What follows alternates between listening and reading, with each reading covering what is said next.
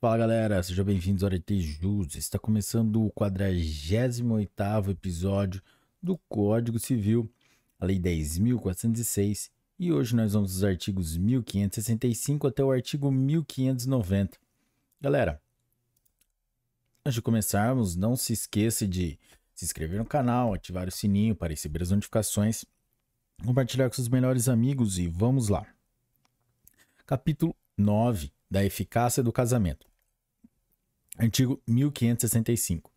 Pelo casamento, homem e mulher assumem mutuamente a condição de consortes, companheiros e responsáveis pelos encargos da família. Parágrafo 1º. Qualquer dos nubentes, querendo, poderá acrescer ao seu o sobrenome do outro. Parágrafo 2º. O planejamento familiar é de livre decisão do casal, competindo ao Estado propiciar recursos educacionais e financeiros para o exercício desse direito, vedado qualquer tipo de coerção por parte de instituições privadas ou públicas. Artigo 1566. São deveres de ambos os cônjuges. Inciso 1. Fidelidade recíproca. Inciso 2.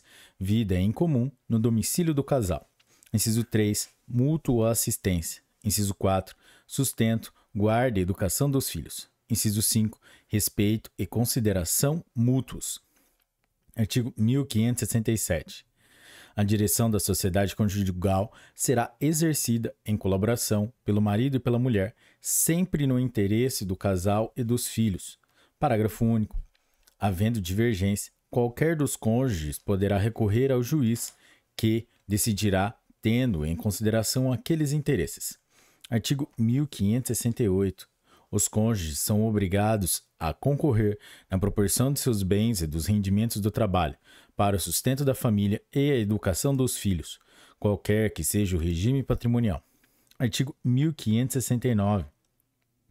O domicílio do casal será escolhido por ambos os cônjuges, mas um e outro pode ausentar-se do domicílio conjugal para atender a encargos públicos, ao exercício de sua profissão ou a interesses particulares relevantes. Artigo 1570.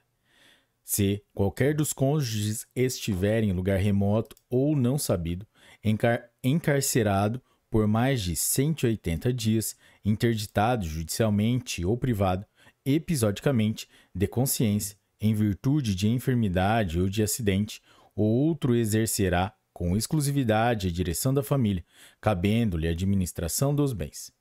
Capítulo 10 da dissolução da sociedade e do vínculo conjugal.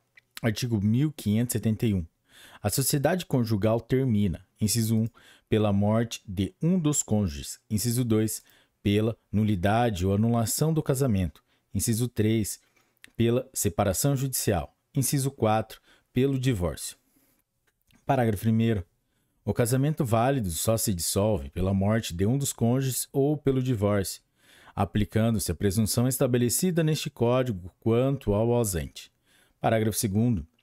Dissolvido o casamento pelo divórcio, direto ou por conversão, o cônjuge poderá manter o nome de casado, salvo, no segundo caso, dispondo em contrário a sentença de separação judicial.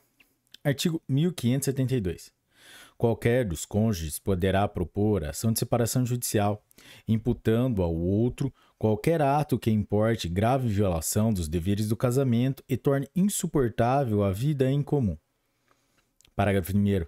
A separação judicial pode também ser pedida se um dos cônjuges provar ruptura da vida em comum há mais de um ano e a impossibilidade de sua reconstituição. Parágrafo 2º.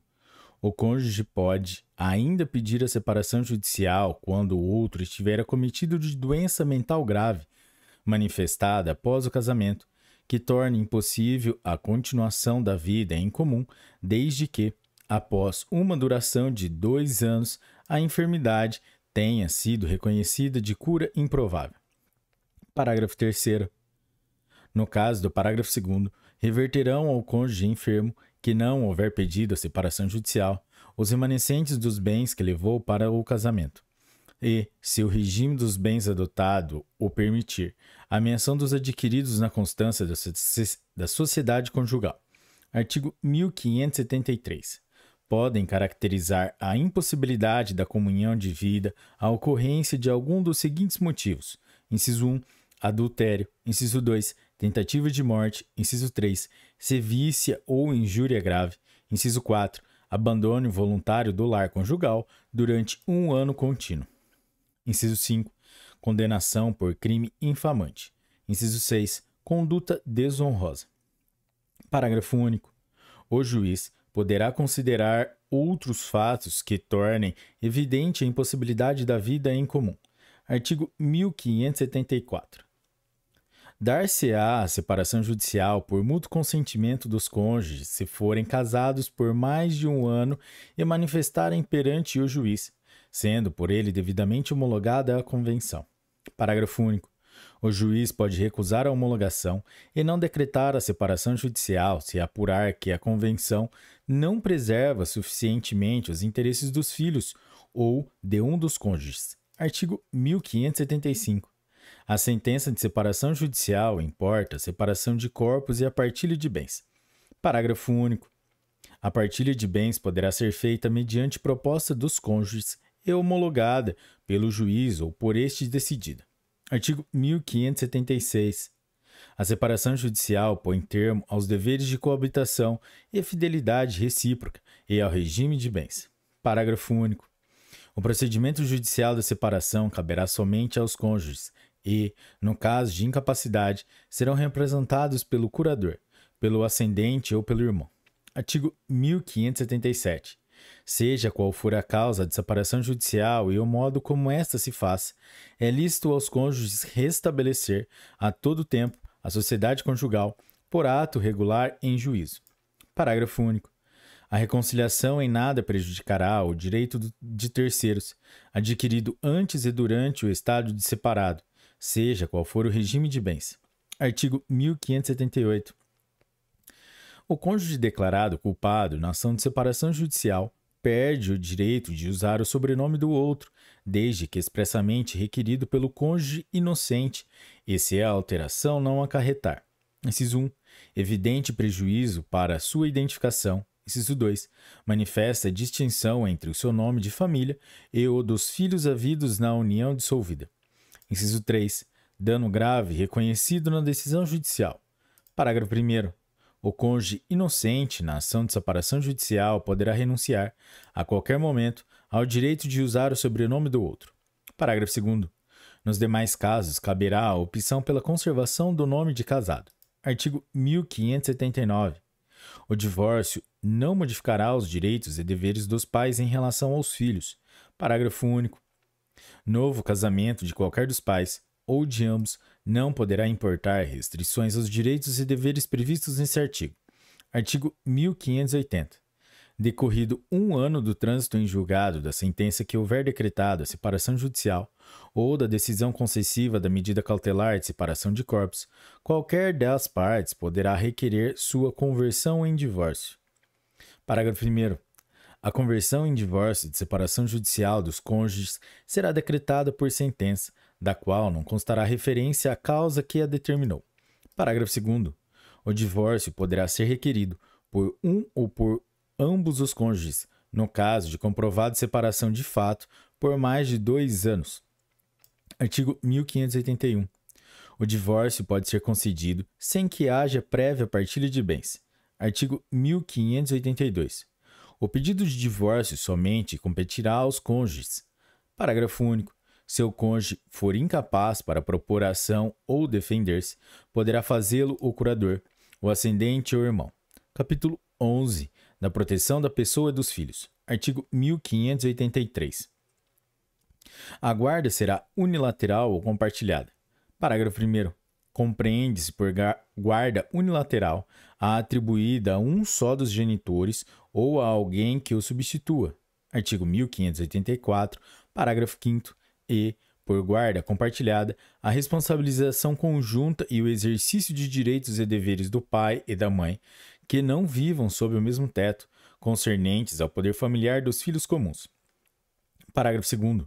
Na guarda compartilhada, o tempo de convívio com os filhos deve ser dividido de forma equilibrada com a mãe e com o pai, sempre tendo em vista as condições fáticas e os interesses dos filhos. Incisos 1, 2 e 3 revogados. Parágrafo 3º. Na guarda compartilhada, a cidade considerada a base de moradia dos filhos será aquela que melhor atender aos interesses dos filhos. Parágrafo 4º. Vetado. Parágrafo 5º.